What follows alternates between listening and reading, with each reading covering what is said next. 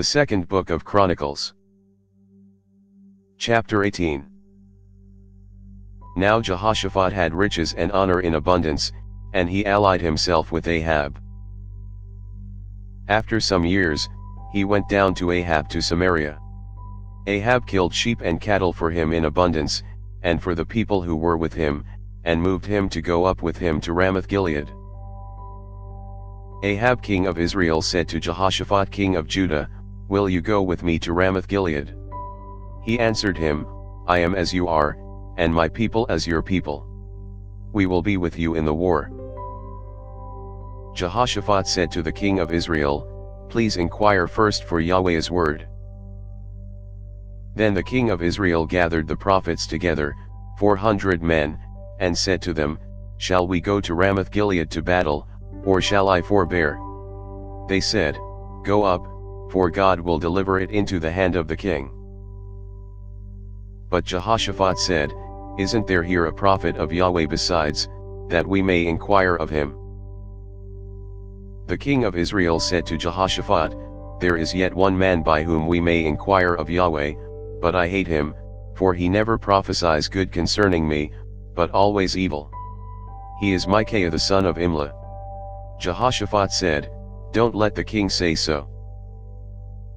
Then the king of Israel called an officer, and said, "Get Micaiah the son of Imlah quickly."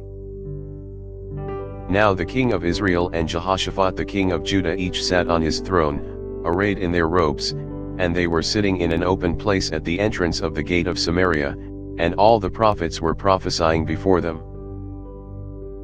Zedekiah the son of Chenaanah made himself horns of iron and said, "Yahweh says, with these you shall push the Syrians, until they are consumed."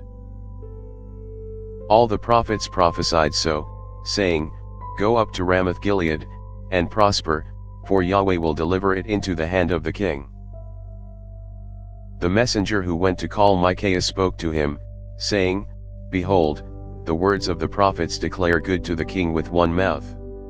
Let your word therefore, please be like one of theirs, and speak good." Micaiah said, "As Yahweh lives, I will say what my God says." When he had come to the king said to him, "Micaiah, shall we go to Ramoth-Gilead to battle, or shall I forbear?" He said, "Go up, and prosper. They shall be delivered into your hand." The king said to him, "How many times shall I adjure you that you speak to me nothing but the truth in Yahweh's name?"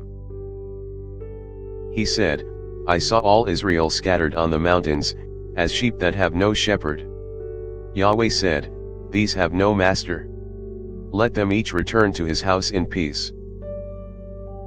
The king of Israel said to Jehoshaphat, "Didn't I tell you that he would not prophesy good concerning me, but evil?"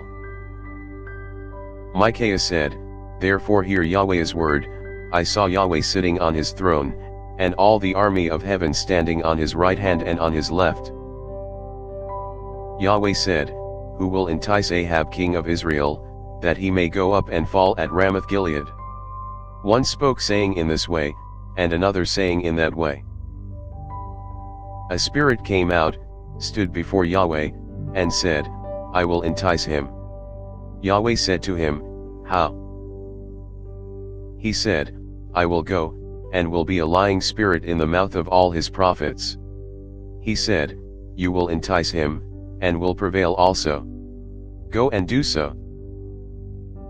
Now therefore, behold, Yahweh has put a lying spirit in the mouth of these your prophets, and Yahweh has spoken evil concerning you. Then Zedekiah the son of Chenaanah came near, and struck Micaiah on the cheek, and said, "Which way did Yahweh's spirit go from me to speak to you?" Micaiah said, "Behold, you shall see on that day, when you go into an inner room to hide yourself." The king of Israel said, "Take Micaiah, and carry him back to Amon the governor of the city, and to Joash the king's son.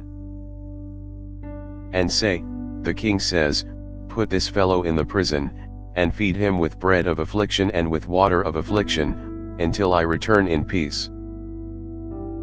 Micaiah said, "If you return at all in peace, Yahweh has not spoken by me. He said, Listen, you people, all of you. So the king of Israel and Jehoshaphat the king of Judah went up to Ramoth Gilead.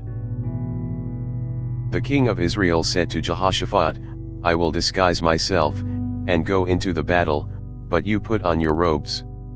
So the king of Israel disguised himself, and they went into the battle. Now the king of Syria had commanded the captains of his chariots, saying, Don't fight with small nor great, except only with the king of Israel. When the captains of the chariots saw Jehoshaphat, they said, It is the king of Israel. Therefore they turned around to fight against him. But Jehoshaphat cried out, and Yahweh helped him, and God moved them to depart from him. When the captains of the chariots saw that it was not the king of Israel, they turned back from pursuing him.